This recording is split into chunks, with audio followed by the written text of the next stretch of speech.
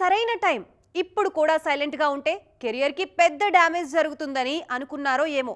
త్రిష ఒకంత అగ్రెసివ్గానే కనిపించారు. ఇంతకీ ఏమైంది? చెన్నై బ్యూటీకి కోపం ఎందుకు వచ్చింది అంటారా? కమాన్, లెట్స్ వాచ్. టాక్సిక్ పీపుల్, మీరెలా బతుకుతున్నారు అని ఓపెన్ గానే తిట్టేశారు నటి త్రిష. అంతటితో ఆకలేదు ఈ టాలెంటెడ్ యాక్ట్రెస్. అసలు మీకు నిద్రెలా పడుతోంది?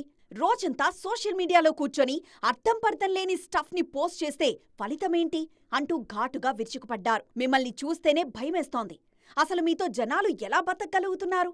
మీ చుట్టుపక్కల జనాలు ఎలా ఉండగలుగుతున్నారు అంటూ అసహనాన్ని వ్యక్తం చేశారు చెన్నై చంద్రం.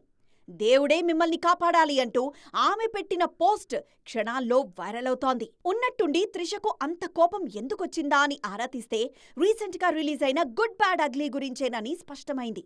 ఈ సినిమాలో త్రిష క్యారెక్టర్లో పెద్దగా చెప్పుకోవడానికి ఏమీ లేదని పెదవి విరిచేశారు పలువురు.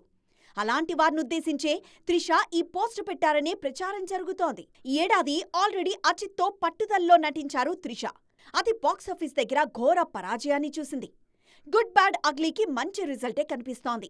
ఇలాంటి సమయంలో నెగటివ్గా ప్రచారం చేస్తున్న వారిపై స్పందించారు త్రిష. ఆమె స్పందించి మంచి పనే చేశారు. ఈ టైంలో కామ్గా ఉంటే కెరియర్కి చాలా నష్టమని వెనకేసుకొస్తున్నారు ఫ్యాన్స్.